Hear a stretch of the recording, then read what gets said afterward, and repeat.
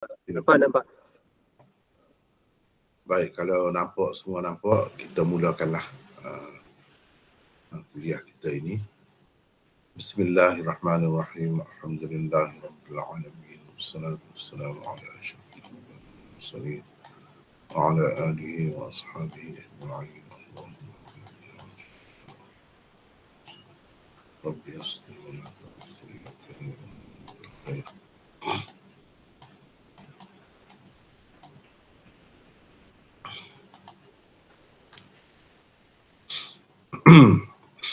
Alhamdulillah kita dapat bersama lagi pagi ini dalam kuliah 99 usul dirayah hadis. Kita telah sampai ke contoh ketiga dan telah membincangkan dua contoh sebelum ini di bawah usul ke-64 di usul ke-64 dalam nota sebelum ni, iaitu riwayat-riwayat yang menyatakan kubur Nabi ini di sini dan kubur Nabi itu di situ secara spesifik, atau di bawah tanah masjid tertentu yang diketahui pada hari ini ada kubur sekian ramai Nabi atau Nabi fulan dan Nabi fulan. Tidak ada satu pun yang sahih. Kebanyakannya maudhu'. Hadis yang paling baik pun tentangnya dhaif sangat. Kecuali kubur Nabi kita Muhammad sallallahu alaihi wasallam. Banyak juga daripadanya merupakan riwayat-riwayat Israiliyat. Kemudian saya sebutkan di situ, saya akan kemukakan 4 contoh. Contoh pertama, kedua, itu telah kita bincangkan sebelum ini dan itu ada dalam nota sebelum ini, iaitu nota ke-41. Hari ini kita telah sampai ke nota 42 untuk membincangkan contoh ketiga di bawah usul ke-64 tadi. Di bawah usul ke-64 ni berkenaan dengan kubur tu. Kubur Nabi ni di sini.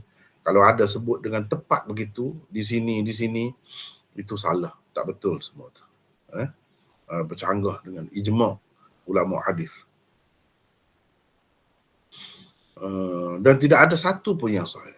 Kecuali macam saya sebut tadilah, kubur Nabi kita Muhammad sallallahu alaihi wasallam. Seolah-olahnya Allah dengan hikmat dan kebijaksanaannya hendak menyatakan bahawa Nabi Muhammad itulah Nabi yang terakhir, Nabi akhir zaman, dan Nabi yang perlu diterima oleh semua manusia. Tidak ada lagi syariat, mana-mana syariat ataupun Nabi lain yang akan datang selepas Nabi kita Muhammad sallallahu alaihi wasallam hingga ke hari kiamat. Seolah-olah itu Allah SWT hendak buktikan, hendak nyatakan. Jadi yang lain-lain itu sebagaimana terhapusnya kesan-kesan mereka dan dikira sebagai telah mansukh. Begitulah dengan keadaan mereka pun tak tahu dah tempat mana. Kubur dia pun tak tahu tempat mana. Nabi kita dia ketahui dengan jelas. Walaupun begitu tidak berlaku kesyirikan dengan sebab kubur Nabi kita Muhammad sallallahu alaihi wasallam, kerana begitu kuat akidah tauhid itu berakar umbi di dalam jiwa umat Muhammad sallallahu alaihi wasallam. Hari ini kita akan bincangkan contoh ketiga.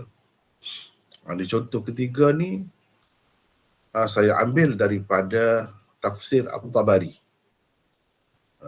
Imam Ibnu Jarir At-Tabari berkata, haddatsana Ibnu Humaid qala haddatsana Salamah qala haddatsana Ibnu Ishaq an Muhammad ibn Abdullah ibn Abi Sa'id Al-Khuza'i an Abi Tufail Amir ibn Wathilah قال سمعت علي بن أبي طالب عليه السلام يقول لرجل من حضرموت هل رأيت كثيبا أحمر يخالطه مدرة حمراء ذا عراك وسدر كثير بناحية كذا وكذا من أرض حضرموت هل رأيته؟ قال نعم ya Amiral Mu'minin, wallahi innaka latan'atuhu na'ta rajulin qad ra'ahu. Qala la, walakinni qad huddithtu anhu. Faqala al-Hadrami, wa ma sya'nuhu ya Amiral Mu'minin? Qala fihi qabru Hud salawatullahi alaihi. Bermaksud Abu Tufail Amir bin Wathilah meriwayatkan, katanya, aku mendengar Ali bin Abi Talib, AS maksudnya alaihi salam, ini ringkas kepada alaihi salam,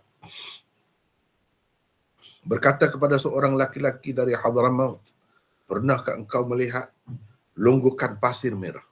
Jadi kawasan longgokan pasir merah yang bercampur dengan tanah selut merah, dan banyak pula terdapat pohon arak dan bidara di kawasan arak ni nama pokok nama pokok arak, bukan arak yang memabukkan tu, tidak, pokok arak namanya, iaitu pokok kayu sugi lah, kayu sugi. Dan pokok bidara, pohon bidara di kawasan pinggiran sekian-sekian bumi Hadramaut. Pernahkah engkau melihatnya? Jawab laki-laki itu, ya wahai Amirul Mukminin, sesungguhnya engkau menggambarkan tentangnya betul-betul seperti orang yang pernah melihatnya. Kata Ali, tidak, tetapi telah diceritakan kepadaku tentangnya. Laki-laki dari Hadramaut itu pun berkata, kenapa wahai Amirul Mukminin? Kata Ali, di situ ada kubur Hud alaihissalam. Ini kubur Nabi Hud alaihissalam. Jadi inilah yang menjadi pegangan. Hari ini jadi fitnah dibawa oleh puak-puak habaib segolongan lah, tidak semua habaib juga, segolongan yang datang dari Yaman itu. Inilah kata dia bukti hadis yang terang menceritakan tentang adanya kubur Nabi Hud itu dengan jelas di negeri mereka. Inilah dalilnya. Ini dalil paling terang dan yang paling kuatlah bagi mereka yang ada. Dan kita akan bahas, kita akan bincangkan sejauh mana kekuatan hadis ini seperti yang didakwa oleh mereka sehingga menyebabkan begitu berleluasanya fitnah, bid'ah, khurafat dan kesyirikan yang berlaku di sana akibat adanya apa yang dikatakan sebagai kubur Nabi Hud. Dan sekarang ni kalau kita tengok dalam YouTube pun boleh tengok, bukan main dibenanya situ kubur Nabi Hud itu kononnya. Padahal asasnya paling baik pun inilah riwayatnya yang paling baik pun. Ini yang paling baik pun macam ni. Bayangkanlah yang lain-lain lagi. Tapi kalau kita tidak dedah, kan orang tak tahu cerita. Orang tak tahu. Inilah yang dibawa ke mana-mana. Kalau dengar puak-puak Habib ni, akan adalah lama-lama dia akan keluar lah benda ni. Seolah-olahnya macam Syiah juga. Duduk popularkan Karbala dia tu, kubur juga Karbala itu. Ataupun sekarang ni mereka seronok lah sebab sudah dapat dah Iraq pun. Dalam Iraq tu berapa ramai kubur imam-imam mereka.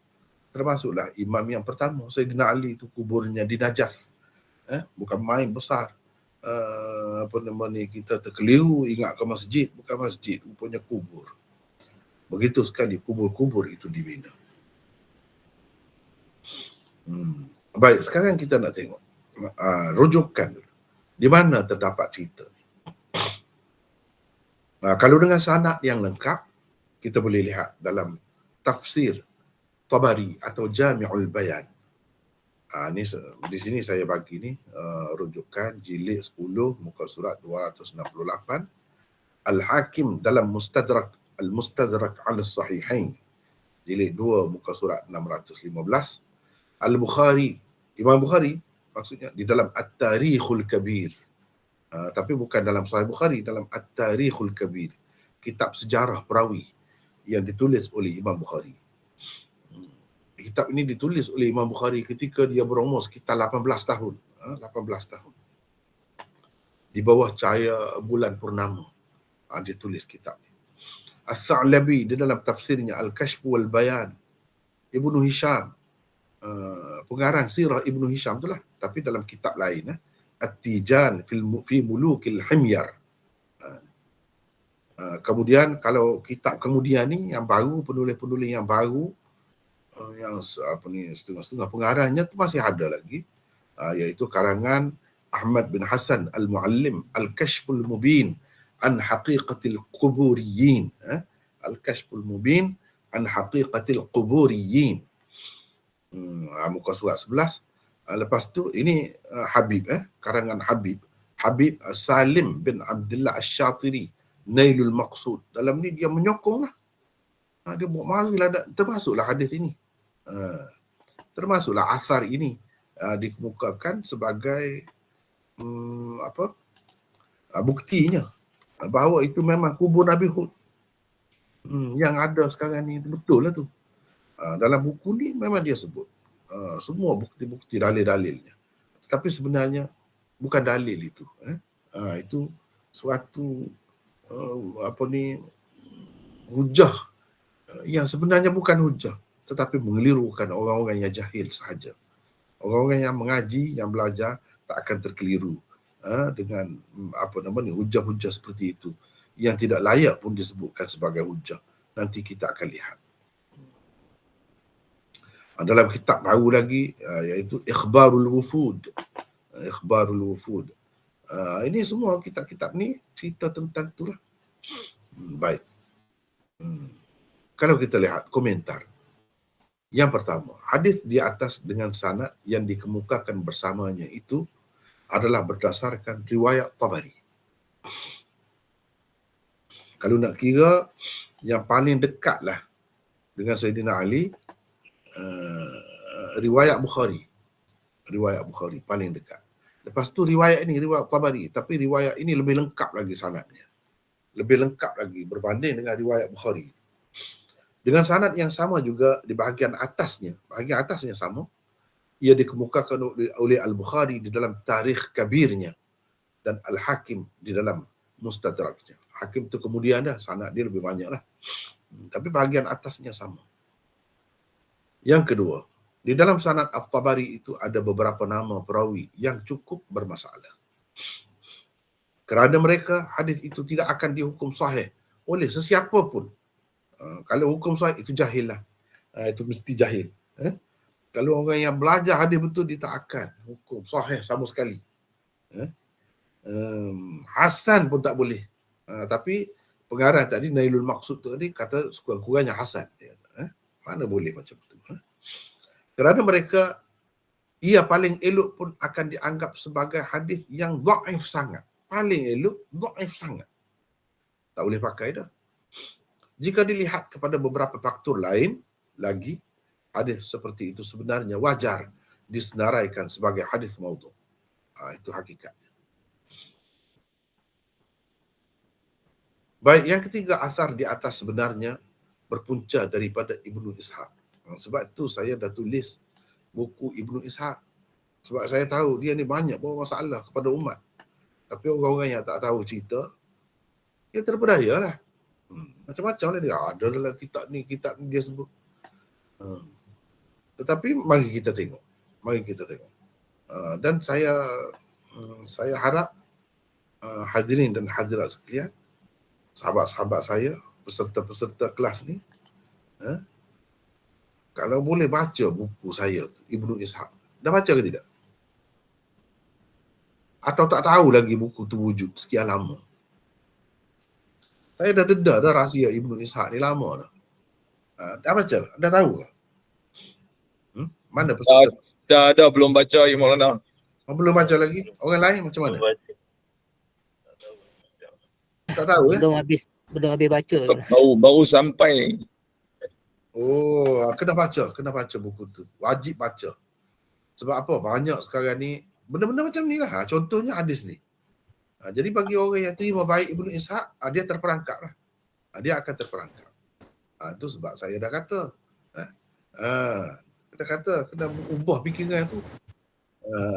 Kalau duduk bermudah-mudah, sebab kononnya ada dalam riwayat Tirmizi, ada dalam hadis Abu Daud, Ibnu Ishaq tu perawi kitab ni, sudah. Kenalah kita. terperangkap, terjerat. Sebab itu kena baca sekurang-kurangnya. Di samping kalau tengok buku saya ni yang dalam bentuk nota mula-mula ni, sejilid daripadanya telah pun dicetak dan sekarang ni kita sedang buat kan. Ini pun dalam proses untuk menjadi jilid yang kedua ni yang kita buat sekarang ni. Kalau tengok dalam tu pun banyak lagi contoh-contoh riwayat Ibnu Ishaq yang karut-karut, memang tak boleh terima langsung. Kalau terima, teruk kita jadi. Antaranya inilah riwayat ini. Riwayat ini dalam buku tu saya tak sebutlah, cuma sebagai contoh. Ni riwayat Ibnu Ishaq di luar daripada kitabnya. Bukan di dalam kitabnya sendiri, tapi dalam kitab lain. Tapi disebutkan riwayat dia. Dialah madar. Jadi paksi bagi riwayat itu. Pergi tengoklah di mana-mana pun, mesti ada dia.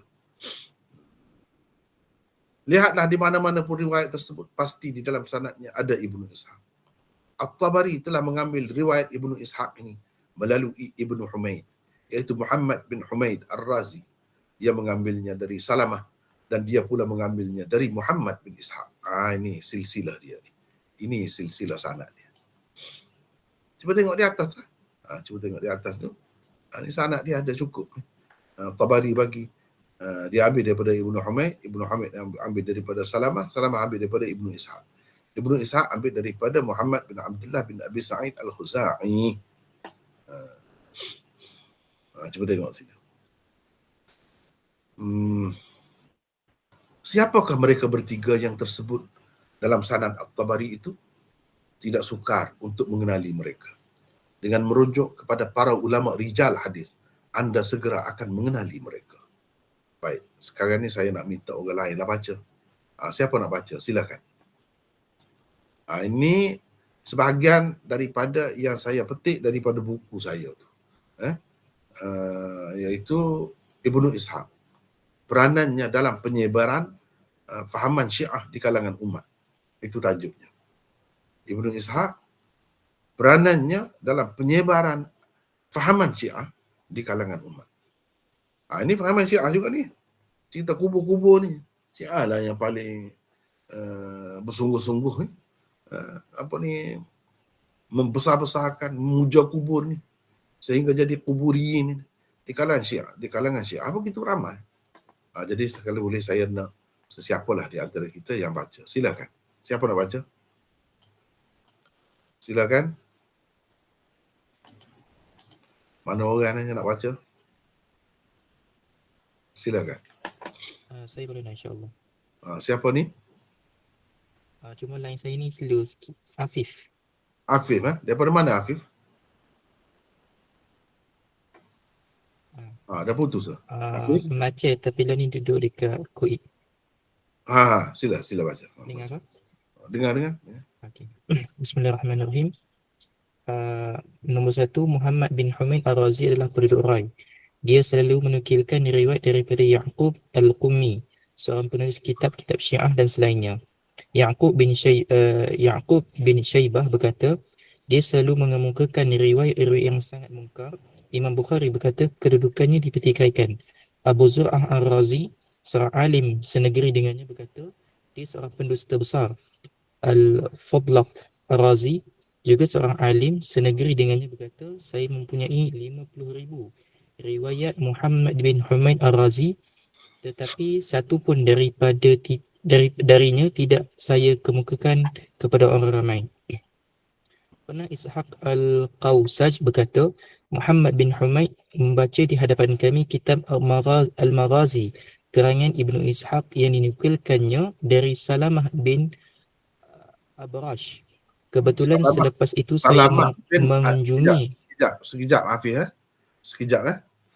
Salamah bin Al-Fadl. Bin Al-Fadl Al-Abrash, begitu yang betulnya. Baiki Salamah bin Al-Fadl Al-Abrash. Teruskan. Pernah Ishaq Al-Qawsaj berkata, Muhammad bin Humaid membaca di hadapan kami kitab Maghazi karangan Ibnu Ishaq yang dinukilkan daripada Salamah bin Al-Fadl Al-Abrashi. Kebetulan Al-Abrash. kebetulan selepas itu saya mengunjungi Ali Abrash. Kebetulan selepas itu saya mengunjungi Ali bin Mihran. Saya ternampak beliau sedang membaca kitab Al-Maghazi karangan Ibnu Ishaq daripada riwayat Salamah. Saya bertanya beliau, adakah engkau mendengar kitab Maghazi ini dari Muhammad bin Humaid?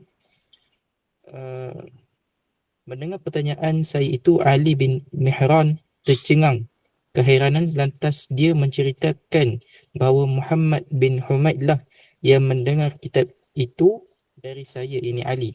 Artinya, dakwaan Muhammad bin Humaid bahawa dia telah mendengar Maghazi Ibnu Ishaq dari Salamah adalah dusta semata-mata. Dia tidak mendengar atau menerima kitab itu dari Salamah tetapi dari Ali bin Mihran. Ali bin Mihran lah yang mendengar atau menerima kitab ini dari Salamah. Setelah mendapat tahu kedudukan sebenarnya, Ishaq Al-Kausaj berkata, aku bersaksi bahawa Muhammad bin Humaid adalah pendusta besar. Saleh Jazarah berkata, kami menganggap Muhammad bin Humaid berdusta dalam semua perkara yang diceritakan kepada kami. Saya tidak pernah melihat orang yang lebih berani daripada Allah, berani terhadap Allah dari Muhammad bin Humaid. Dia mendengar riwayat-riwayat dari orang-orang tertentu, kemudian menukuk tambah riwayat-riwayat itu.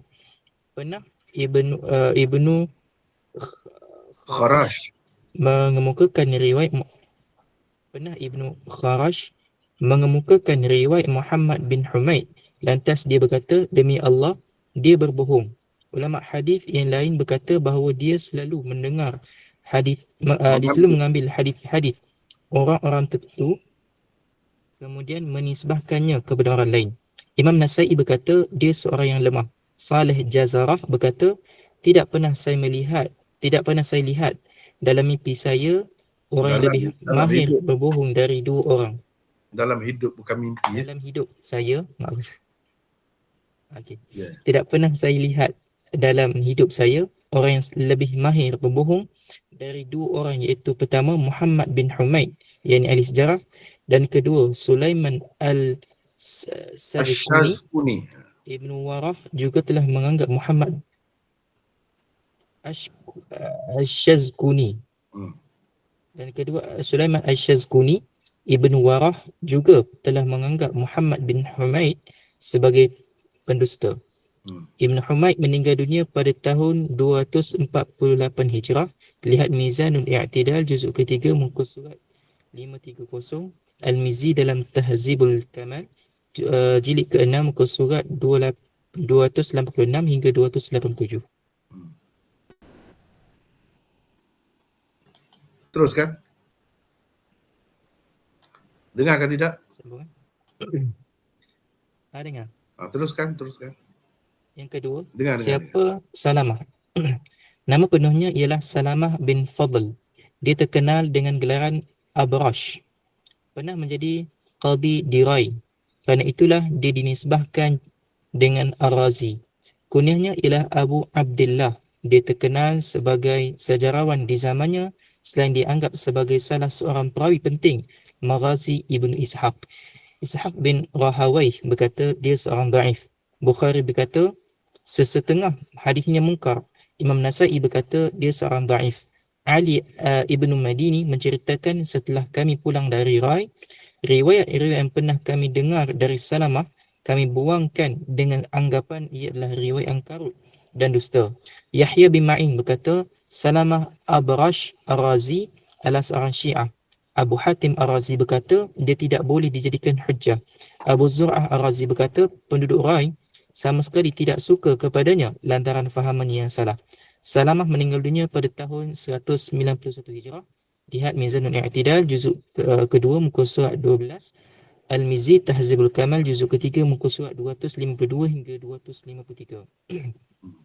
Ketiga, siapa pula Ibnu Ishaq? Beliau ialah Muhammad bin Ishaq bin Yasar Al-Makhrami, kunyahnya ialah Abu Bakar. Beliau meninggal pada tahun 151 Hijrah. Pandangan ulama dinukilkan berbeza-beza tentang Ibnu Ishaq ini. Bukan seorang dua ulama mengatakan beliau fiqah, saduq, bagus dan lain-lain. Manakala sekian ramai yang lain pula mengatakan beliau seorang yang lemah, bahkan seorang pendusta besar. Di bawah ini adalah sebahagian daripada ta'dil para ulama rijal terhadapnya. Ahmad bin Hanbal berkata, dia, yakni Muhammad bin Ishaq, seorang yang baik ceritanya. Yahya bin Ma'in berkata, dia seorang yang fiqah, seorang yang boleh dipercayai, tetapi bukan hujjah, yakni tidak boleh dipegang kata-katanya. Ali ibn al-Madini berkata, ceritanya di sisi kami adalah benar, tetapi Nasai dan Di sisi lain-lain saya, pula berkata saya. dia tidak kuat. Di sisi saya, jangan bertukar. Di sisi saya, ceritanya di sisi saya adalah benar, tetapi Nasai dan lain-lain pula berkata dia tidak kuat. Daruqutni berkata tidak boleh dijadikan hujjah. Yahya bin Kathir dan lain-lain berkata, kami mendengar Syu'bah berkata Ibnu Ishaq adalah Amirul Mukminin dalam hadis. Syu'bah juga berkata dia adalah seorang saduq, satu lafaz ta'dil yang rendah. Muhammad bin Numair berkata dia dituduh berfahaman qadariyah, tidak menerima konsep takdir, padahal dia jauh sekali dari berfahaman begitu. Ibnu Madini berkata, saya tidak mendapati hadisnya yang tidak bagus selain dari dua hadis mungkar. Di bawah ini pula adalah tajrih sekian ramai ulama rijal, termasuk orang-orang yang dinukilkan telah mentakdilkannya. Abu Daud berkata, dia seorang Qadari Mu'tazili, seorang yang berfahaman Qadariyah dan Mu'tazilah. Sulaiman At-Taimi berkata, dia seorang pendusta besar. Wuhaib berkata, saya mendengar Hisham bin Urwah berkata, dia seorang pendusta besar.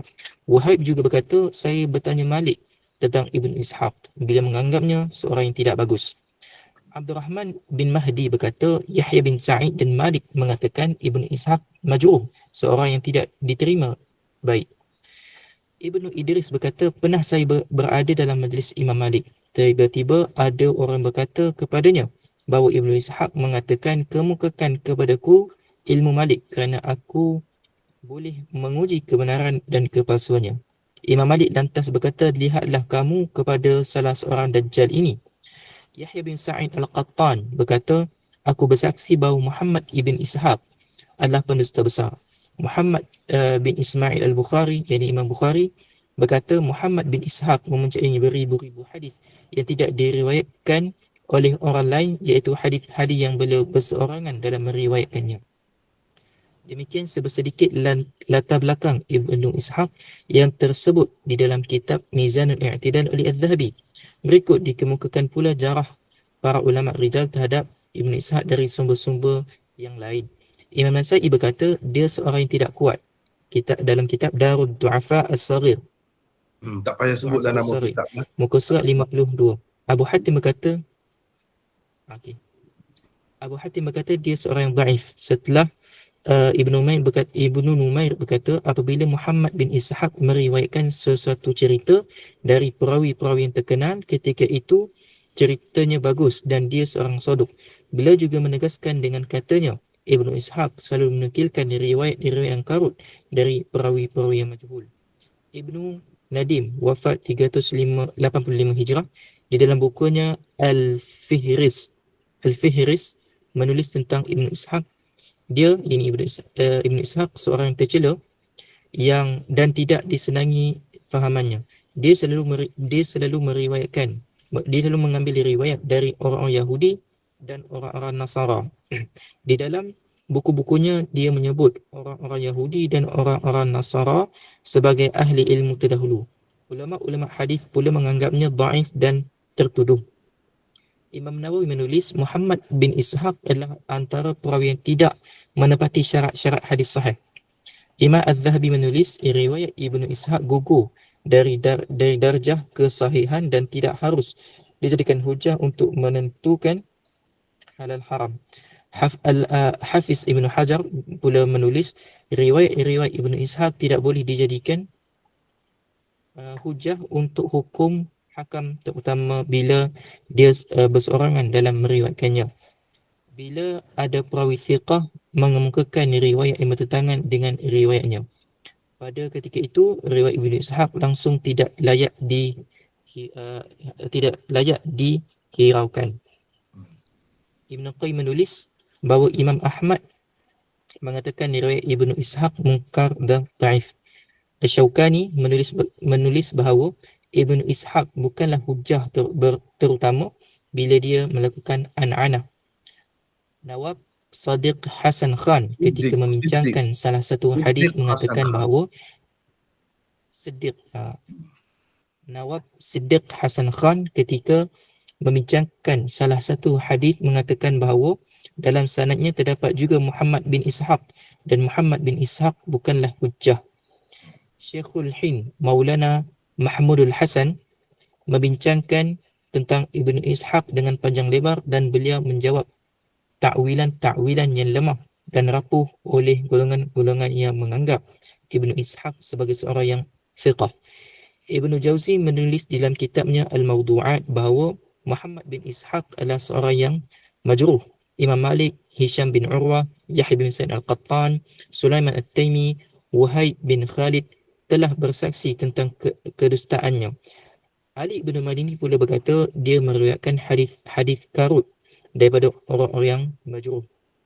Khatib Al-Baghdadi berkata bukan seorang dua ulama tidak mahu berhujjah dengan riwayat Ibnu Ishaq kerana beberapa sebab. Antaranya, pertama, dia berfahaman Syiah. Kedua, dia berfahaman Qadariyah. Ketiga, dia melakukan tadlis dalam riwayat hadis-hadisnya. Ketika membincangkan biografi Sufyan bin Husain, Imam Zahabi menukilkan kata-kata Abu Hatim bahawa dia tidak boleh dijadikan hujjah sama seperti Muhammad bin Ishaq. Di dalam kitab Al-Ulu pula Imam Zahabi mengatakan Ibnu Ishaq adalah sahibul manakir wa gharaib, seorang yang meriwayatkan hadis-hadis mungkar dan cerita yang pelik-pelik. Di bawah biografi Laith bin Abi Sulaim, Imam Mizzi, Al-Zahabi dan Ibnu Hajar di dalam kitab mereka masing-masing menukilkan kata-kata Abdullah, anak Imam Ahmad, bahawa dia mendengar ayahnya, iaitu Imam Ahmad berkata, tak pernah kulihat Yahya bin Sa'id Al-Qattan, Imam Ajr Ta'dil, berpandangan buruk terhadap sesiapa seburuk pandangan terhadap Laith, Muhammad bin Ishaq dan Hammam. Tiada siapa pun mampu memujuk beliau untuk menerima mereka. Untuk melihat keterangan lebih terperinci tentang Ibnu Ishaq, sila lihat buku penulis berjudul Ibnu Ishaq, peranannya dalam penyebaran fahaman Syiah di kalangan ummah. Siapa pula Muhammad bin Abdullah bin Abi Sa'id Al-Khuzai. Dia adalah seorang Khuzai. Dia adalah seorang perawi majhul. Hanya Muhammad bin Ishaq sahaja meriwayatkan daripadanya. Demikian kata Abu Hatim berdasarkan nukilan daripada anaknya Ibnu Abi Hatim di dalam Ajar wa Ta'dil. Riwayat seorang seperti ini tidak layak diterima walaupun sebagai syawahid. Sekejap Sekejap. Afif, secukup Afif. Cuba bayangkan deretan perawi ni. Perawi ni semua bermasalah. Cuba tengok ni. Daripada kecuali Ibnu Jarir, daripada Ibnu Humaid, Salamah, Ibnu Ishaq, ni semua ni 4 orang perawi ni berturut-turut cukup bermasalah. Yang paling atas tempat Ibnu Ishaq mengambil riwayat ini itu majhul. Hanya Ibnu Ishaq saja meriwayatkan sesuatu daripadanya. Orang lain tak ada. Sebab itu dia ni Muhammad bin Abdullah bin Abi Sa'id Al-Khuzai ni dianggap sebagai perawi majhul. Sebab seseorang perawi itu kalau ada 2 orang perawi yang thiqah meriwayatkan daripadanya baru dikira tidak majhul. Kalau seorang saja, itu pun orang seperti Ibnu Ishaq, dia tidak melepaskan seseorang perawi itu daripada darjat jahalah, majhul. Dia dianggap sebagai majhul. Jadi bayangkan macam mana kita nak terima, macam mana nak kata sahih. Memang orang tak belajar lah kalau nak kata sahih ataupun nak kata hasan. Hadis yang macam ni berturut-turut pendusta besar ada tu. Bahkan Ibnu Ishaq tu dikatakan oleh Imam Malik, Yahya bin Sa'id Al-Qattan dan lain-lain sebagai salah seorang dajjal, dia kata. Bukan main-main. Itu kalau apa nama lafaz jarh yang paling teruk, paling atas diberikan kepada Ibnu Ishaq. Macam mana kita nak terima riwayat dia? Dan inilah yang dikatakan riwayat yang terbaik berhubung dengan kubur Nabi Hud. Berhubung dengan kubur Nabi Hud. Itulah ceritanya. Baik.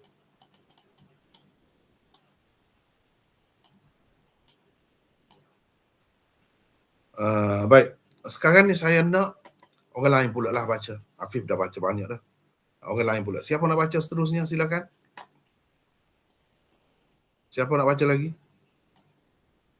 Silakan. Sambung ni. Yang keempat ni. Nombor 4.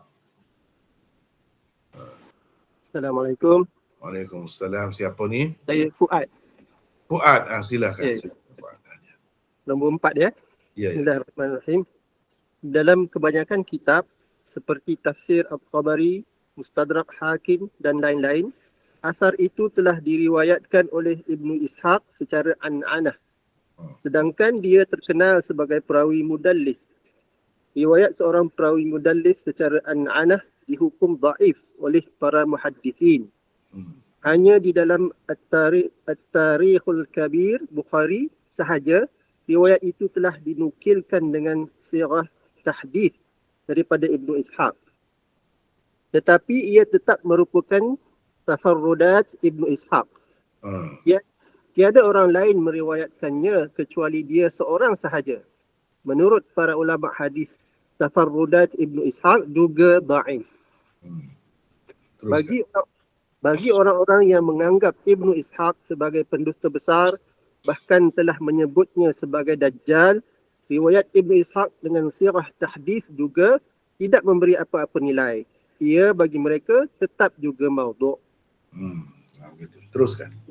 Yang kelima, jika dilihat kepada teks yakni matan riwayat pula, apabila dikatakan oleh laki-laki dari Hadramaut itu, wahai Amirul Mukminin, sesungguhnya engkau menggambarkan tentangnya betul-betul seperti orang yang pernah melihatnya. Bukankah Ali berkata, tidak, tetapi telah diceritakan kepadaku tentangnya. Tidak pula beliau menyebut nama orang yang menceritakan kepadanya. Tidak jelas di situ Nabi SAW yang menceritakan kepadanya. Mungkin sekali ada orang yang datang dari sana menceritakan kepada beliau begitu. Teruskan. Yang keenam, jika asar itu sahih sekalipun di sudut sanadnya, ini andaian sahaja, gambaran yang diberikan dalam asar itu tidak tepat sama sekali dengan kedudukan dan suasana kubur yang dimasyhurkan sebagai kubur Nabi Hud alaihissalam hari ini. Yang ketujuh, asar Ali yang dikemukakan sebagai contoh ketiga di atas adalah yang terbaik di sudut sanad dan di sudut ia terdapat di dalam kitab-kitab yang agak popular di kalangan umat Islam. Tetapi terdapat beberapa bukti di dalam matan dan sanadnya yang menunjukkan riwayat itu sebenarnya berpunca daripada Syiah. Antaranya ialah satu, kata-kata Abu Tufail Amir bin Wathilah ketika meriwayatkannya, aku mendengar Ali bin Abi Talib alaihissalam. Ucapan alaihissalam atau ringkasnya AS itu hanya digunakan oleh orang-orang Syiah setelah menyebut atau disebut nama Sayyidina Ali sebagai doa kebaikan untuknya. Orang-orang Sunni tidak menggunakan ucapan itu. Sebaliknya mereka mengucapkan radhiyallahu anhu seperti setelah disebutkan nama-nama sahabat yang lain. Paling tinggi pun mereka mengucapkan karramallahu wajhah selepas menyebut nama Sayyidina Ali radhiyallahu anhu. Walaupun pada beberapa tempat perawi memanggil Sayyidina Ali dengan panggilan Amirul Mukminin untuk mengelirukan orang-orang Sunni. Sekejapnya apa ni? Fuad sekejap Di sini disebut Abu Tufail Amir bin Wathilah. Abu Tufail Amir bin Wathilah ini disebut-sebut oleh ulama rijal sebagai sahabat yang paling akhir meninggal dunia. Dikaitkan dengan dia cerita ni. Untuk nak memberi nilai lah, memberi nilai kepada cerita ni, dikaitkan dengan dia. Tetapi dengan adanya alaihissalam, bila dia sebut itu nampak tidak sesuai tu. Siapa yang sebut alaihissalam tu? Kalau kita kata Abu Tufail Amir bin Wathilah, dia bukan Syiah, dia sahabat Nabi. Dia bukan, mana ada istilah alaihissalam lagi digunakan oleh sahabat untuk Sayyidina Ali, tak ada semua tu. Jadi di sini kita nampak ni puncanya Syiah. Apalagi kalau kita tengok kan perawi-perawi tadi memang Syiah itu. Jadi patutlah warna dia tu kita nampak warna Syiah. Tak dapat dinafikan. Walaupun selalu juga digunakan, beberapa tempat digunakan di situ, wahai Amirul Mukminin. Itu istilah yang digunakan oleh ahli sunnah. Sebab Syiah ni cara dia nak mengelirukan orang ahli sunnah, kadang-kadang dia guna istilah-istilah yang kita guna. Sebab bagi mereka, Sayyidina Ali bukan Amirul Mukminin. Sayyidina Ali itu imam. Amirul Mukminin, mereka tak terima istilah tu. Mereka kata itu istilah orang ahli sunnah. Tapi dia guna di sini untuk mengelirukan orang-orang Sunni sebenarnya. Jadi kita perlu tahulah cara tipu daya Syiah tu. Teruskan Fuad. Yang kedua, teruskan. Ya, yang kedua, iaitu bukti yang kedua, ia mempopularkan ziarah kubur sebagai satu ritual dalam ajaran mereka. Ia juga menjustifikasikan amalan-amalan ziarah kubur dengan kaifiat termaklum di kalangan kuburiyun, yakni penyembah-penyembah kubur. Apabila di kawasan kubur Nabi Hud alaihissalam juga telah sekian lama dilaksanakan ritual-ritual seperti itu. Kita nampak ni kan, kalau Syiah memang di kubur-kubur dia buat gitulah. Jadi di kubur Nabi Hud ni pun sekarang ada. Dalam YouTube boleh tengok dengan jelas. Bukan YouTube saja, benda ni tak tersembunyi lagi. Pada sesiapa pun boleh tengok dengan jelas. Macam mana upacara-upacara tu. Macam mana ritual itu, walaupun tidak sama banyak perkara dengan yang dilakukan oleh Syiah, tetapi sedang menuju ke arah itu. Bagi kita sudah terlalu teruk dah tu begitu. Tidak dilakukan oleh orang-orang Sunni yang sebenarnya. Tidak dilakukan.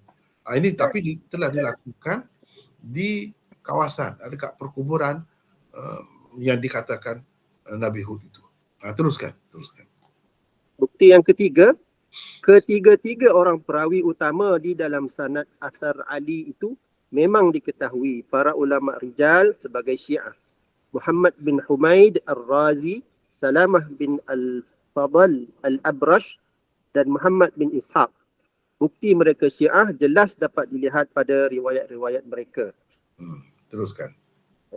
Nombor 8. Terdapat satu lagi riwayat tentang kubur Nabi Hud alaihissalam di Hadramaut, Yaman. Lebih kurang seperti riwayat yang dikemukakan sebagai contoh ketiga di atas.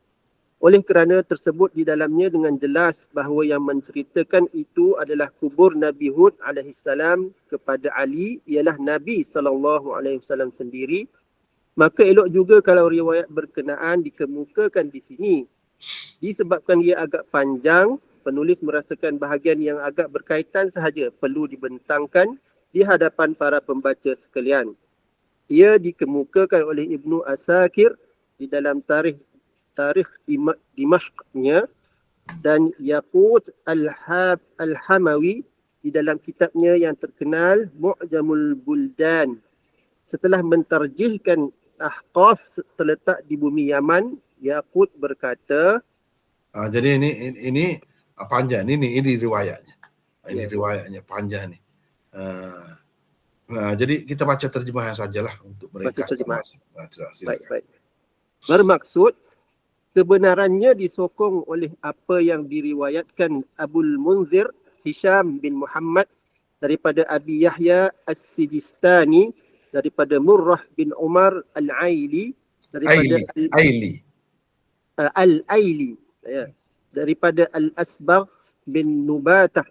Katanya, ketika kami sedang duduk-duduk di samping Ali bin Abi Talib di zaman pemerintahan Abu Bakar As-Siddiq radhiyallahu anhu, lalu dia bercerita panjang sehingga akhirnya dia berkata, pada suatu hari Ali bertanya Ali bertanya dia ketika kami berkumpul dan berbual-bual, engkau tahukah tentang Hadramaut? Dia menjawab, kalau saya tidak tahu tentangnya, tidak tahulah saya tentang tempat-tempat lain.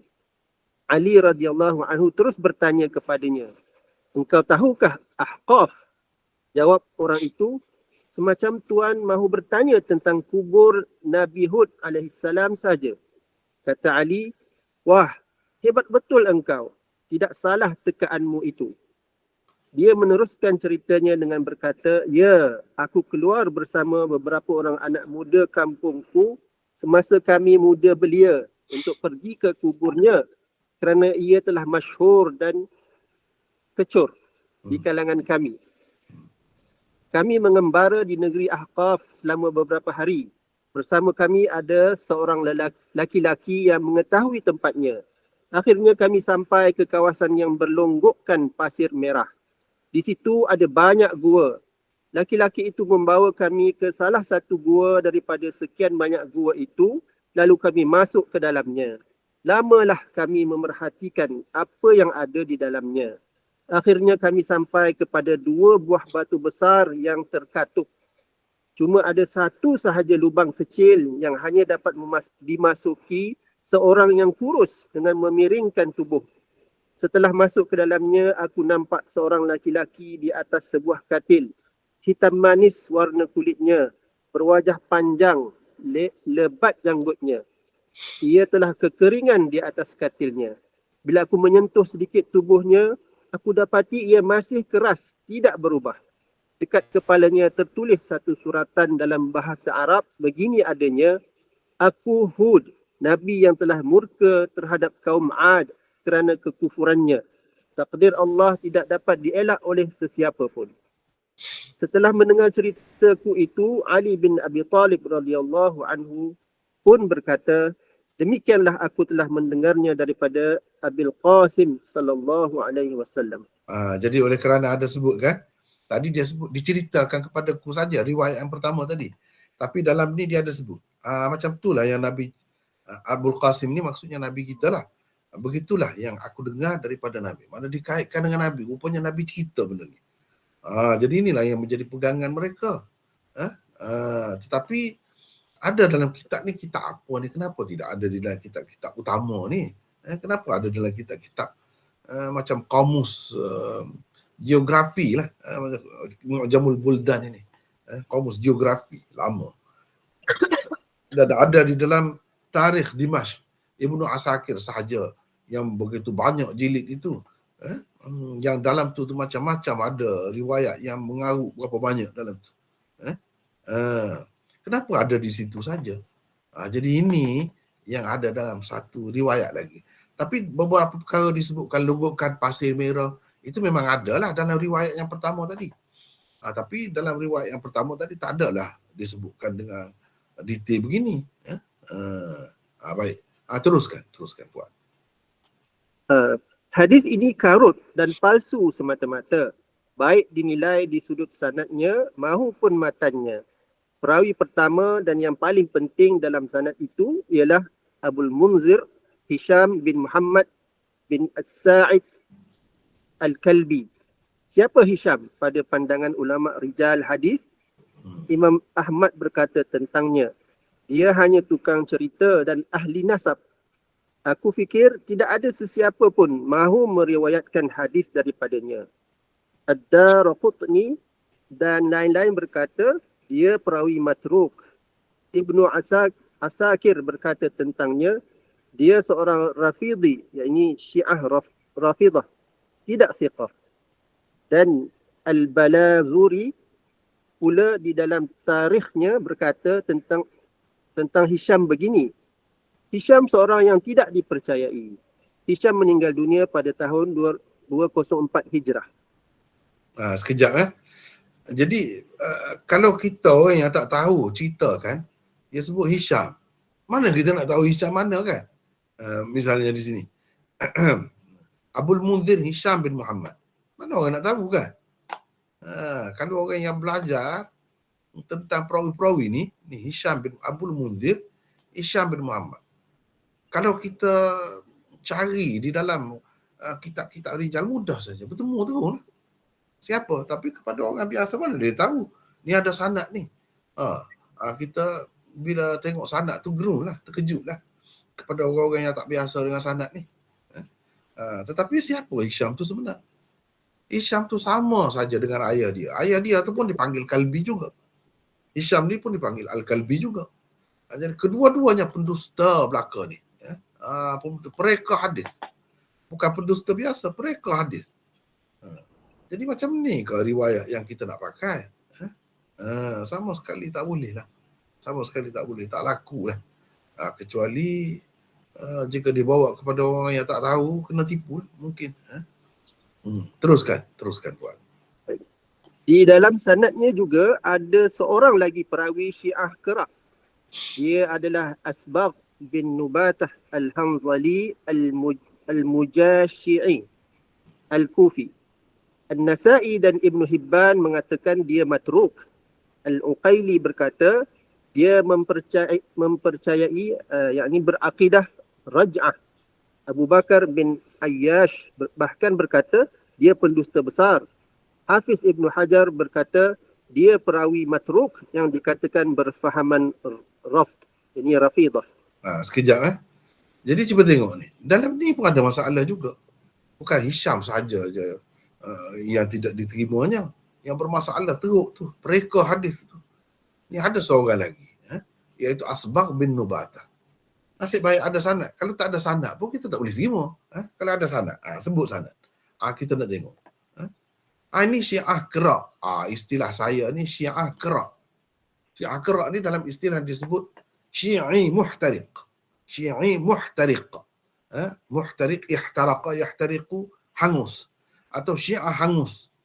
Jadi kerak lah. Kita kata Syiah hangus, nasi hangus ni kerak lah. Padahal Syiah kuat sangat lah. Cuba kita tengok ni. Dia ni percaya kepada raja'ah. Yang percaya kepada raja'ah ni bukan semua Syiah.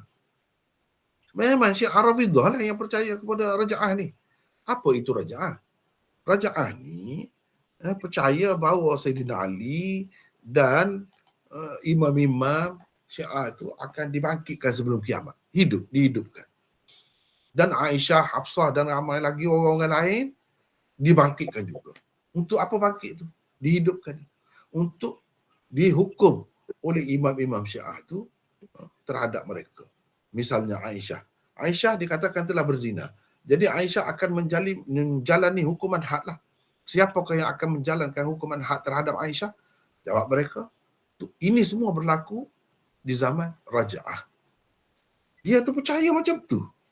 Ulama-ulama rijal tahu. Jadi macam mana kita nak terima? Sebab tu kita kata semua dia berpunca daripada Syiah. Jadi bagi orang-orang yang mendakwa sunnah, dia Asy'ariyah, dia begitu begini, sebenarnya yang dia pakai ni riwayat Syiah ni. Kenapa nak berhujah berdalil dengan riwayat-riwayat macam ni? Macam dalam kitab ni, saya nak tunjuk ni kitab ni.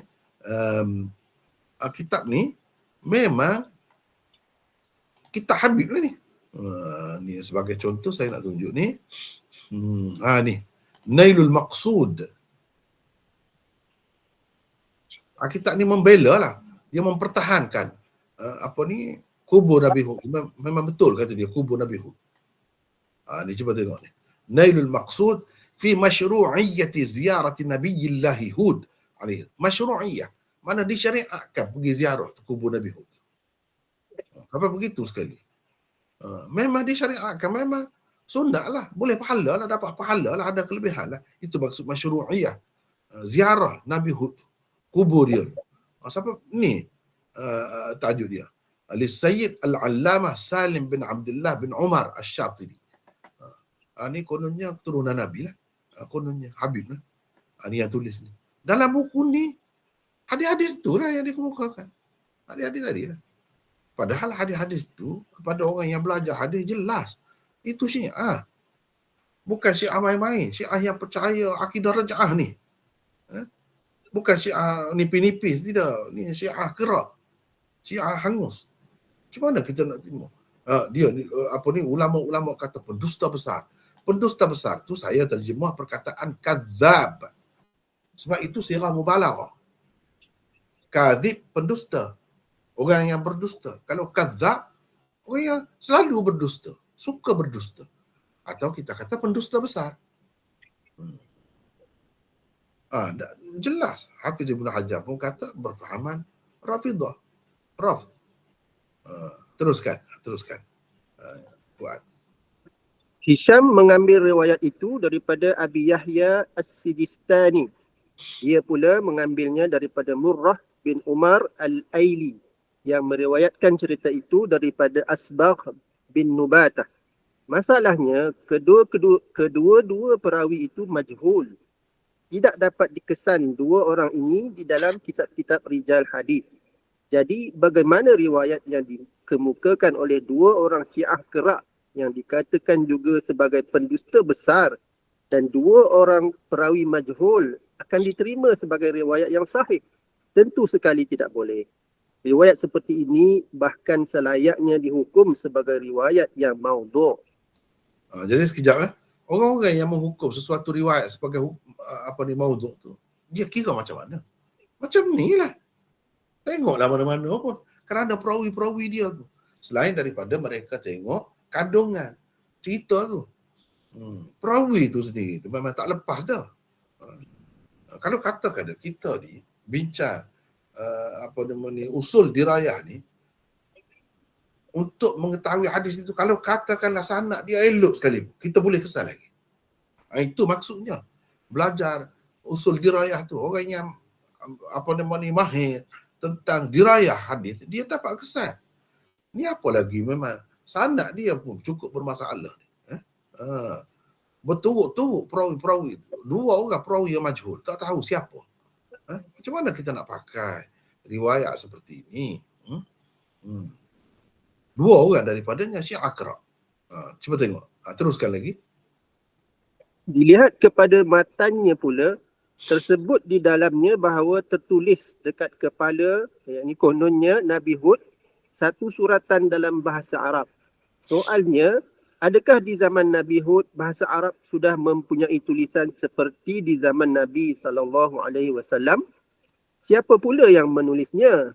Adakah Nabi Hud sendiri atau orang lain yang diwasiat oleh Nabi Hud supaya menulisnya setelah dia mati? Ini tanda tanya ni, semua tanda tanya. Dia tulis kan, aku Hud. Seolah-olahnya dia tulis sendiri. Dan dia pesan kan, suruh letak dekat kepala dia tu nanti dia mati. Apa bukti? Ataupun orang lain tulis. Kalau orang lain tulis, kenapa kata aku Hud? Tulislah. Ini kubur Nabi Hud misalnya. Tulislah. Gitu. Ni aku Hud. Apa makna tu? Kalau kita tengok, lepas tu kalau kita tengok ayat-ayat dia memang teruk lah. Ayat-ayat dia tu pun, kalau orang yang tahu bahasa Arab tahulah. Sekali cerita dia, mana cerita, siapa yang cerita sebenarnya. Bercelarulah. Bukan begitu sifat riwayat yang sahih. Bukan begitu. Kemudian bahasa Arab ni bila wujud? Bila wujud? Di zaman tu sudah ada ke dengan tulisan begitu? Itu ngarut semua. Teruskan lagi. Riwayat tersebut juga menggambarkan kubur itu berada di salah satu lembah atau wadi Hadramaut, Yaman. Sedangkan kubur yang didakwa sebagai kubur Nabi Hud hari ini pula terletak di atas bukit dan di sana tidak ada pun gua-gua atau deretan longgokan pasir merah seperti tersebut di dalam riwayat itu. Jadi yang dalam riwayat ni disebutkan di wadi. Wadi ni bahagian bawah bukit. Sedangkan dalam gambar-gambar dan tempat yang diceritakan sebagai kubur Nabi Hud itu di atas bukit. Jadi itu tak kena mengena, tak ada kena mengena tu. Tak boleh nak sesuaikan. Di situ dah bercanggah pula.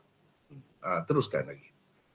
Semua itu hanyalah dongengan Israiliyat semata-mata atau ia cerita hasil rekaan pendusta besar seperti Hisham Al-Kalbi dan Asbagh bin Nubatah sahaja. Teruskan. Yang ke-9, adalah jelas bahawa tidak tersebut di dalam mana-mana dalil yang sah dalam Islam tentang di mana letaknya kubur Nabi Hud alaihissalam. Sepatah pun tidak tersebut baik di dalam Al-Quran maupun hadis tentangnya.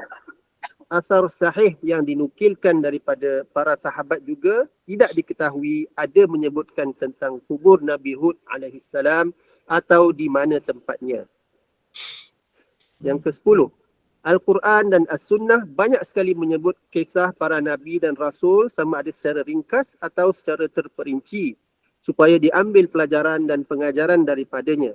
Namun tidak tersebut pula di dalam kedua-duanya tempat di mana para Nabi dan Rasul itu dikebumikan kecuali Nabi kita Muhammad sallallahu alaihi wasallam. Allah. Hikmahnya ialah kerana tidak ada apa-apa keperluan pun pada menyebutnya. Malah menyebutnya boleh menjadi sebab kepada pemujaan terhadap mereka oleh orang-orang yang jahil.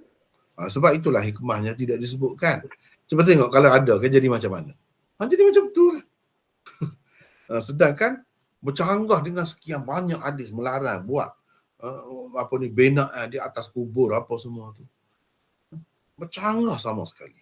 Dan Nabi SAW dah pesan dah bagi peringatan dah di akhir zaman yang akan berlaku begini-gini. Itu bukan amalan orang Islam, itu cara Yahudi dan Nasara. Bahkan berapa banyak hadis sebut. Tiba-tiba dilakukan oleh orang-orang yang mendakwa Islam. Orang-orang yang Islam lah. Dan kalau di sana didakwa oleh orang-orang yang mengaku sebagai anak cucu Nabi SAW. Teruk betul. Jadi rosak.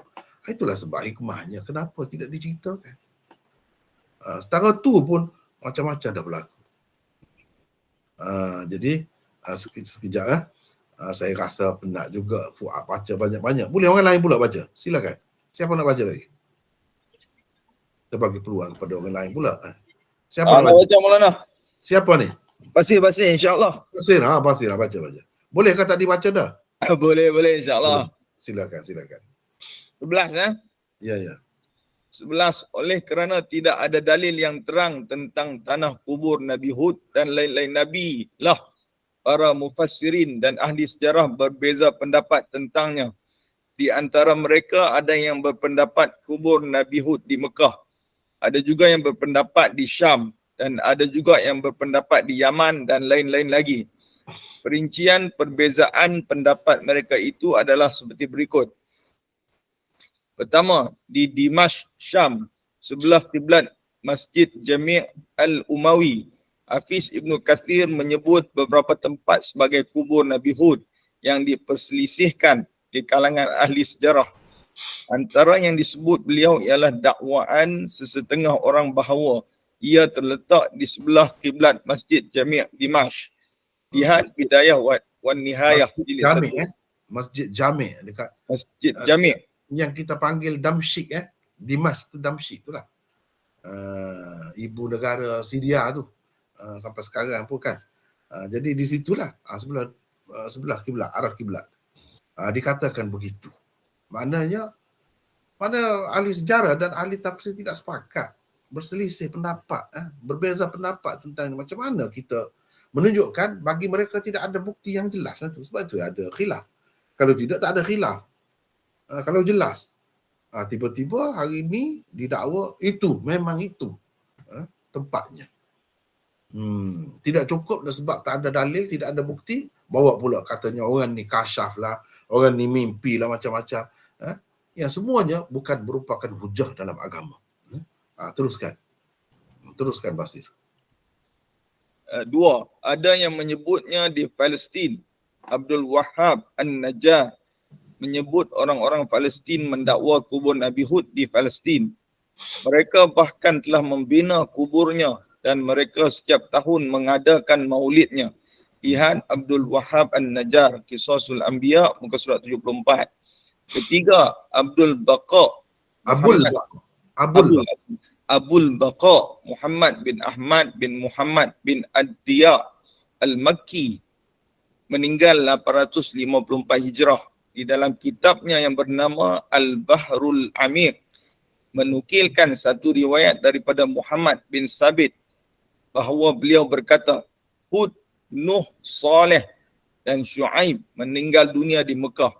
Kubur mereka terletak di antara telaga Zamzam dan Hijir. Seseorang Nabi itu bila binasa umatnya akan pergi ke Mekah. Dia beribadat di sana sehingga meninggal dunia. Lihat Al-Bahrul Amik muka surat 167. Keempat, ada yang berpendapat kubur Nabi Hud di Iraq, di Wadi As-Salam, dekat kubur Sayyidina Ali bin Abi Talib.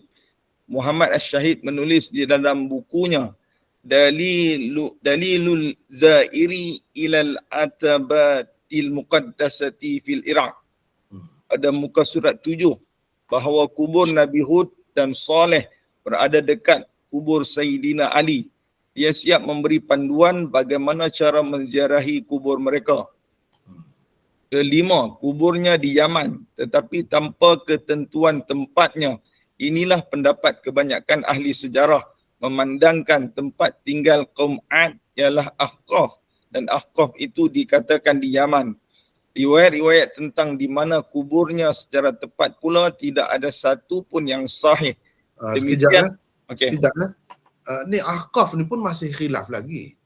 Cuma kebanyakan ulama kata di Yaman.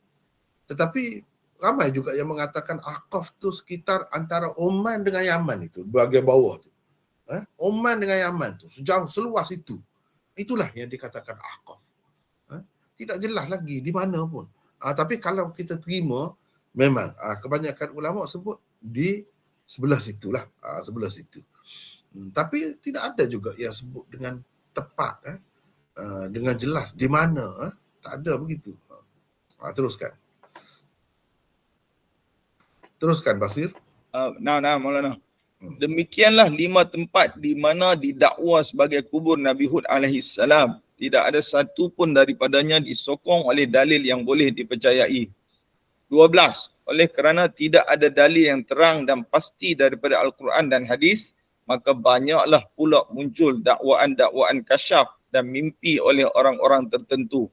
Kononnya kubur Nabi Hud terletak di Hadramaut, Yaman, pada tempat yang telah dibina hari ini sebagai kubur Nabi Hud.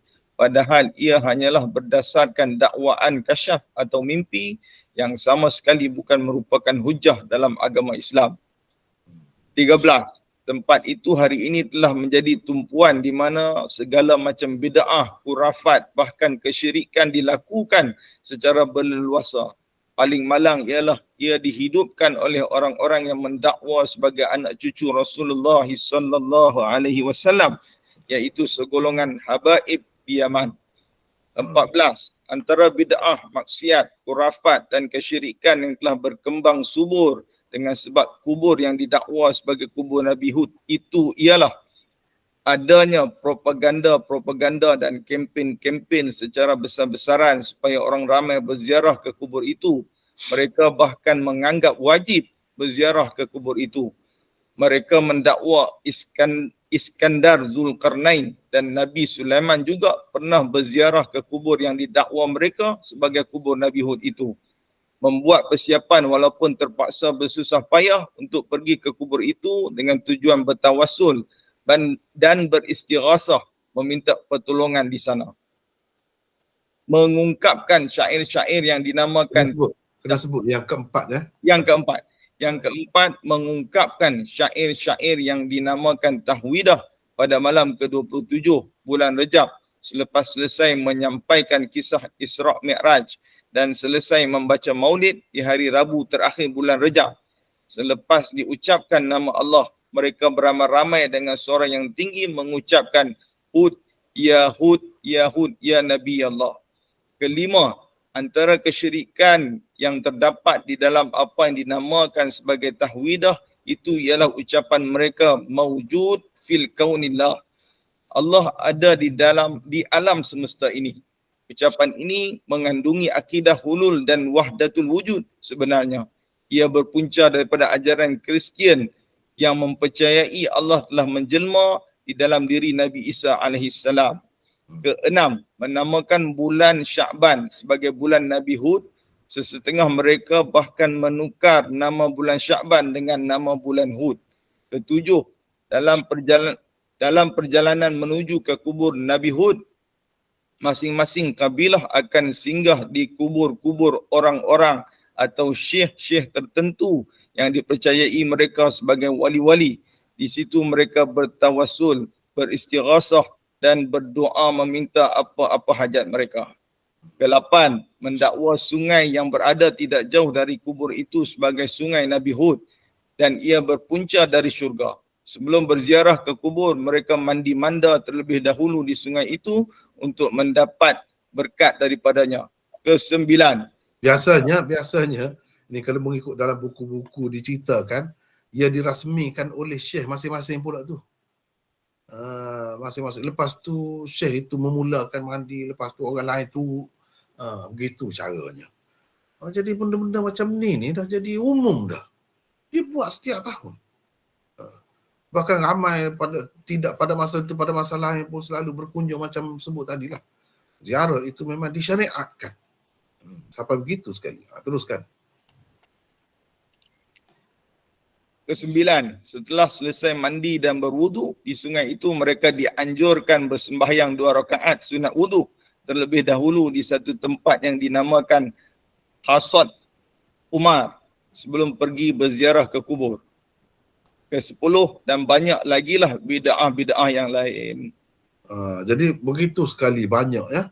Kalau kita nak lihat, benda ni bukan main-main, dah jadi kenyataan dah sekarang ni. Jadi ancaman kepada akidah.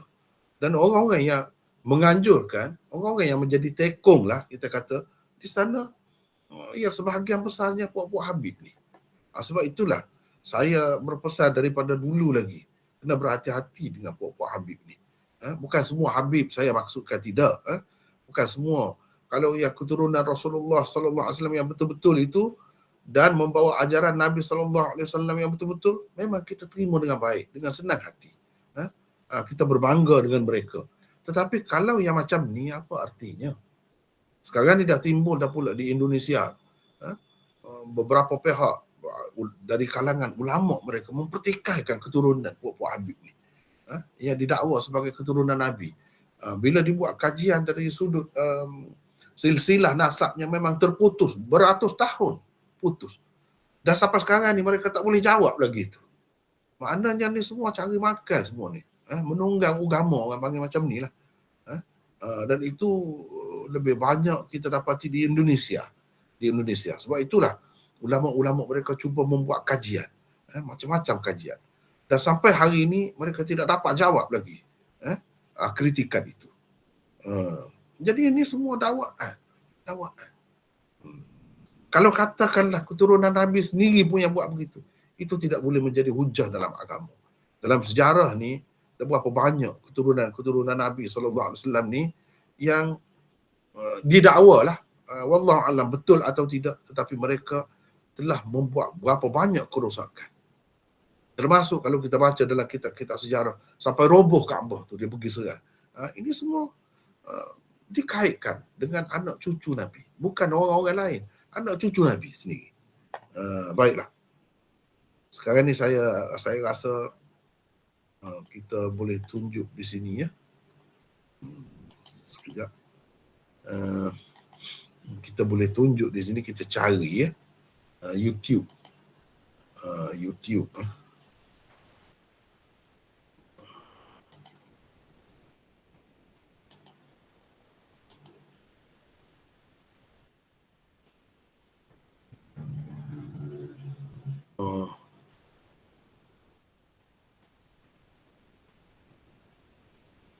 Ni misalnya kalau kita tengok di sini, qabru Hud fi cuba tengok. Nampak ke tidak ni? Saya tunjuk ni. Nampak Maulana. Itu kubur tu. Macam mana tiba tengok ramai orang ni. Nak melawan Kaabah ni. Nak lawan tanah haram pergi. Cuba tengok ni. Dengan spanduk, dengan bendera, dengan apanya. Ini semua ni. Ni Habib Umar pun ada juga pergi ni. Cuba kita tengok semua. Ni dibaca, yang dipanggil tahwidah apa semua tu. Dah ada istilah-istilahnya pula sendiri. Cuba tengok ni, penuh jalan ni orang pergi. Dahsyat. Fitnah semua ni. Fitnah akhir zaman. Kita boleh lihat di sini, kalau masing-masing buka kan, ada pula yang mendakwa, ada gua lah pula dalam YouTube ni boleh tengok macam-macam. Yang mendakwa dia berjumpa dengan Nabi Hud dalam tu lah, macam-macam cerita. Dia bila terbuka fitnah ni kan, akan banyaklah kekarutan pula. Akan banyaklah benda-benda yang mengarut seperti ni. Cuba tengok ni. Kalau kita tengok banyaklah.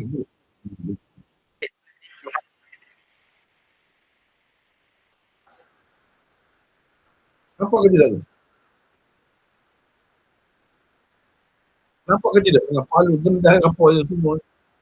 Nampak bang, nampak bang.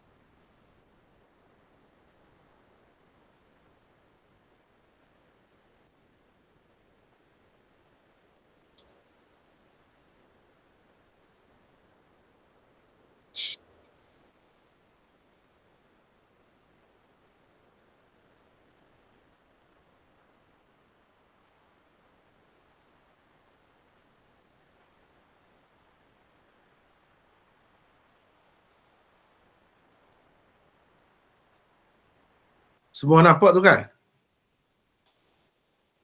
Nampak Maulana? Nampak Boleh kenal juga siapa tu. Kenal. Kenal mana. Yang macam Kenal tu lah tu. dibawa tempat kita ni, bawa penyakit. Orang-orang macam tu lah dibawa tempat kita ni malangnya. Tak sedar lagi. Bukan satu dua, video tu banyak. Tidak mungkin dah keliru ni. Memang jelas. Tetapi itulah bendanya. Ini penyakit lah ni. InsyaAllah yang dapat menyelamatkan benda-benda ni orang yang belajar hadis juga. Yang Imam Ahmad kata ahlul hadis. Orang-orang ni lah yang dapat cerita hakikat ni. Kalau tidak, tengoklah. Kita pun dah seramai mana tertipu. Duduk angkat, duduk sanjung. Padahal dia tu bapa bid'ah. Duduk buat bid'ah sampai begitu sekali. Jadi bukan seorang dua. Jadi orang-orang macam ni. Itulah malangnya yang kita sedih. Dan yang belajar dengan orang-orang seperti ni yang balik, itulah yang jadi menyebabkan jadi bercelaru dan huru-hara, ilmu pun berkecamuk jadinya. Bawa hadis maudhu' apa jadi kebiasaan. Inilah orang-orang yang belajar dengan orang-orang macam ni lah di sana. Setelah orang-orang kita ni kenal, tahu, pergi ke sana. Dulu orang-orang kita tak pergi, tak pernah kenal sana. Mereka pergi ke tanah Arab atau pergi ke India, pergi ke Pakistan. Dan ilmu yang mereka dapat, alhamdulillah tidak ada apa pun yang pelik-pelik. Tapi setelah ada ni, tak boleh pergi ke India, tak boleh pergi ke Pakistan, tak boleh pergi sini, macam-macam tu. Orang kita pun mula pergi ke Yaman. Inilah sinilah mula penyakit. Cuba tengok di Malaysia ni yang bawa penyakit ni siapa? Yang bawa hadis maudhu' banyak-banyak, benda-benda yang mengarut ni siapa? Mudah saja. Ini benarnya. Tapi masih berbangga tu. Berguru dengan orang ni, berbangga kononnya. Jadi pihak berkuasa pun tak peka dengan benda-benda macam ni. Tak berterasa. Padahal sudah penuh dah dalam YouTube, dalam mana-mana ni. Jelas kita boleh lihat. Ada keliru langsung. Bukan seperti zaman dahulu. Nak dapat gambar pun susah. Sekarang ni video. Orang dapat. Orang pergi, individu pergi, macam-macam. Semua dapat bukti ni. Jadi begitulah perkara ni bahaya. Saya tidak nak hurai panjang lagi. Kalau nak hurai lagi, banyak lagi. Boleh. Tetapi cukuplah rasanya setakat itu. Jadi ini salah satunya antara sebab yang jadi modal untuk mengelirukan masyarakat ramai ialah hadis-hadis tadi. Hadis-hadis itulah yang kita bahas hari ini. Jadi tak ada dah, tak boleh dah langsung nak buat modal hadis tu. Sebab tu mereka pergi ke saluran lain, pergi kepada mimpi orang tu lah, mimpi orang ni lah, orang tu kasyaf lah. Semua tu karut semua. Tak bukan hujah dalam agama. Itulah hakikat kubur Nabi Hud. Sebenarnya tidak. Sebenarnya tidak di situ pun. Dalam riwayat-riwayat pun berbeza-beza ceritanya. Jadi saya rasa memadai lah kot. Mungkin saya ada satu lagi contoh. Sebab banyak juga riwayat yang menyebutkan di Masjidil Haram tu. Di tapak Masjidil Haram tu, di bawah tu. Beribu-ribu para Nabi ada tu. Kubur para Nabi. Ini pun satu hal juga. Masjid yang asalnya Nabi kata jangan bina masjid atas kubur, tiba-tiba dikatakan di bawah tu ada sekian ramai kubur Nabi-Nabi. Itu satu contoh yang lain lah. Kita akan bagi sebagai contoh yang keempat insya-Allah. Jadi setakat ini sempat kita bagi setakat contoh yang ketiga. Jadi saya rasa memadai lah kot sekadar itu. Wallahu a'lam. Wa akhiru da'wana alhamdulillahi rabbil alamin. Ada apa-apa kemusykilan kau sahabat-sahabat sekalian? Assalamualaikum Maulana. Waalaikumsalam. Ana Basil dari Pulau Pinang. Ya, silakan. Pertama sekali ana rasa belum terlambat kot nak ucap tahniah kat Maulana atas kurniaan daripada Kuib tu. Kehormat Dr. Hadis, tahniah Maulana. Terima kasih semua. Yang keduanya ana mungkin tiap Sabtu ni sayang nak kena tinggal kuliah Maulana, tak boleh ikut dah sebab ada hal. Mungkin nak tengok rakaman lah. Minta Maulana tolong doa sikit lah. Mudah-mudahan kita semua diberkati insyaAllah. Okey, soalan Maulana tentang negeri Rai tu, kalau Maulana boleh jelas sikit. Yang pertama, yang keduanya dalam buku Sahih Bukhari Maulana tu ada tulis dalam muka surat 771 tu tentang lihat atraf hadis tu. Apa maksud atraf tu? Yang kedua tu yang tadi kita bincang dalam Sahih Bukhari Kitabul Adab itu, adakah ia kitab Adab Al-Mufrad? Dan yang soalan yang terakhir, karamallahu wajah tu yang dinisbahkan kepada Saidina Ali, ada juga pendapat ulama yang mengatakan kalau kita kata karamallahu wajah tu disebabkan Saidina Ali tidak pernah menyembah berhala, tetapi ada juga sahabat lain yang tidak juga pernah menyembah berhala. Bolehkah kita nisbahkan juga kepada sahabat yang lain ataupun kita cuma nisbahkan radhiyallahu anhu sahaja? Terima kasih Maulana. Assalamualaikum. Waalaikumsalam. Banyak tu soalan tu. Beberapa soalan tu. Kena ulang semula ya. Yang pertama tadi apa soalan tadi? Yang pertama sekali tentang negeri Rai. Oh, Rai. Rai tu Razi. Orang-orang yang di sana dipanggil Razi. Khilaf qiyas lah dari segi nisbah tu. Dalam Iran sekarang. Dalam Iran. Itu Rai itu. Kemudian apa yang kedua tadi? Yang kedua tentang buku Maulana Sahih Bukhari itu di bawah tu tulis lihat atraf hadis. Maksud dia atraf lah. Atraf. Atraf tu maksudnya hadis berkenaan juga tapi mungkin yang pendek, yang panjang, begitu. Sebahagian daripadanya sahaja itu maksud atraf. Mana hadis yang berkenaan itu dalam bentuk-bentuk yang lain. Mungkin juga sama satu persatu. Mungkin juga ada perbezaan sedikit sebanyak. Macam tadi kan, hadis 53 dia sebut atrafnya ada pada hadis sekian. Itu maksudnya hadis-hadis yang sama lah. Hadis-hadis yang sama. Cuma mungkin dalam bentuk yang lebih ringkas atau lebih detail. Begitulah. Itu maksud atraf. Seterusnya apa tadi? Mana Basir tadi? Seterusnya apa tadi? Saya tak ingat.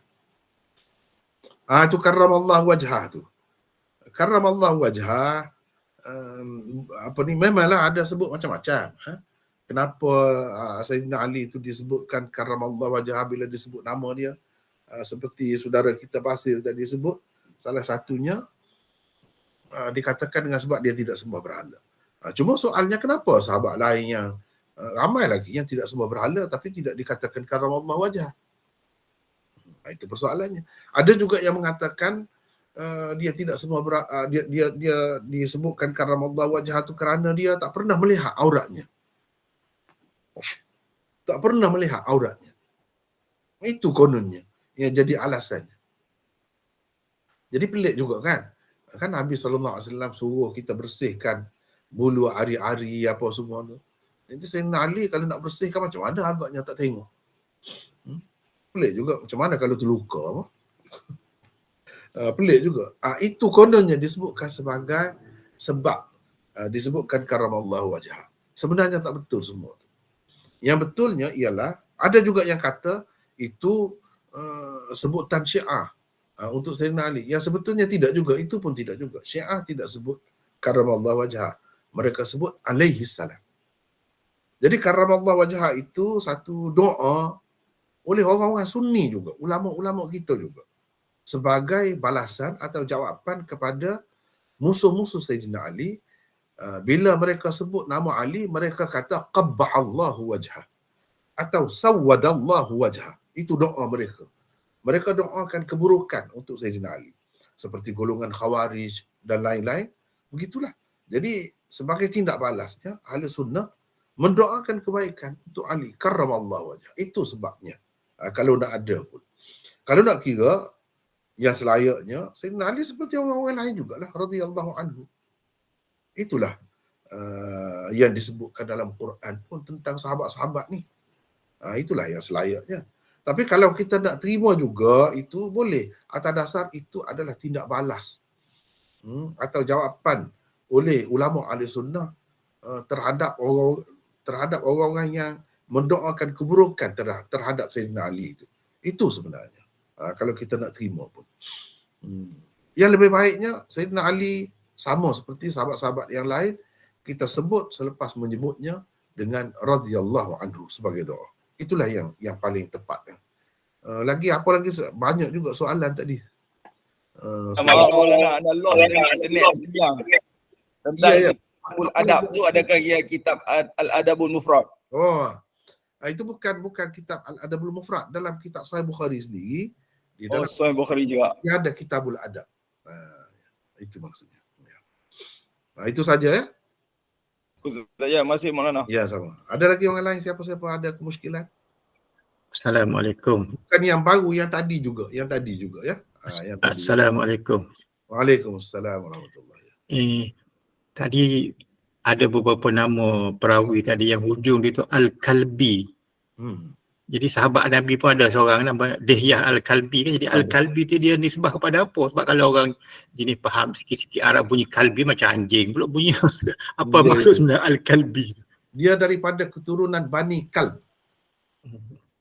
Orang-orang daripada keturunan Bani Kalb memang dia Al-Kalbi lah nisbahnya.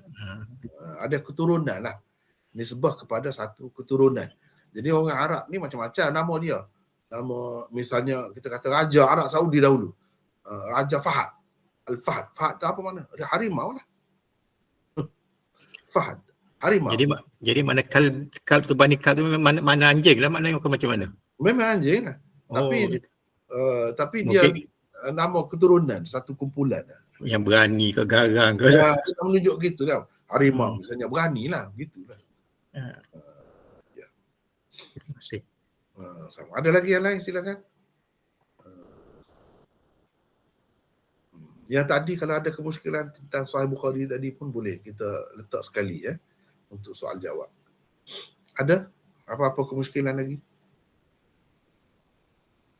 Silakan. Senyap, tak ada kemusykilan. Assalamualaikum Maulana. Waalaikumsalam warahmatullahi. Ni Afif daripada mana? Daripada asal Aceh tapi duduk dekat yang baca tadi. Yang baca tadi. Ya. Ya, ada apa Afif? Apa ni tahulah berkenaan dengan kedudukan Ibnu Ishaq ni. Adakah kita kena tolak secara total ataupun kita boleh terima riwayat dia kalau ada syawahid atau mutaba'ah lain? Kalau ada orang yang kuat meriwayatkan juga, sebenarnya kita tak perlu dia pun. Kalau yang macam tu, kita ikut orang tu sajalah. Dengan sebab itu tidak akan jadi kurang apa pun kalau tak terima Ibnu Ishaq langsung.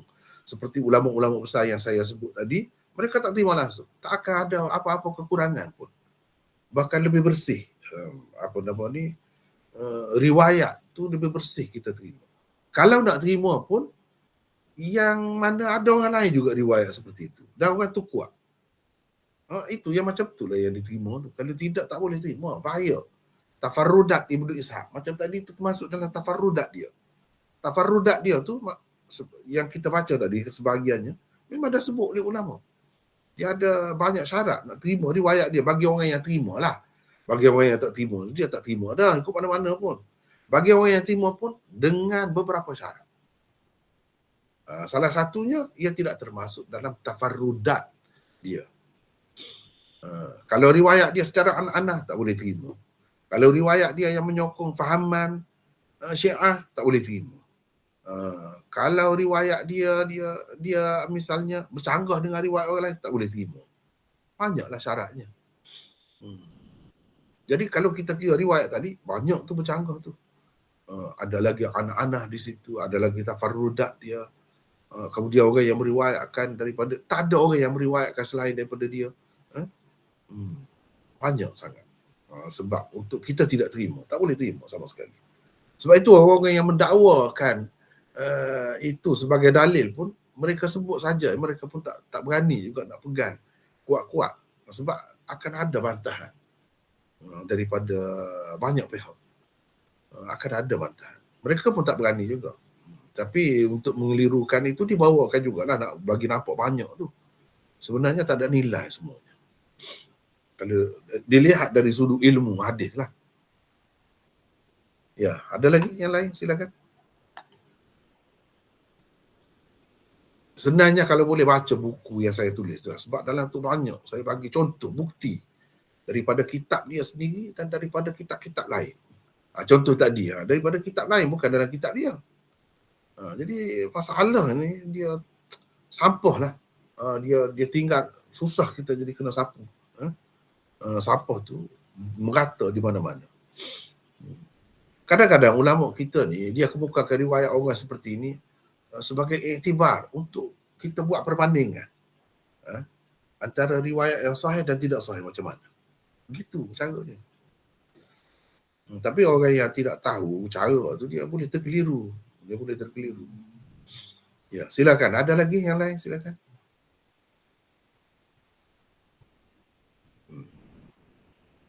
Tak ada.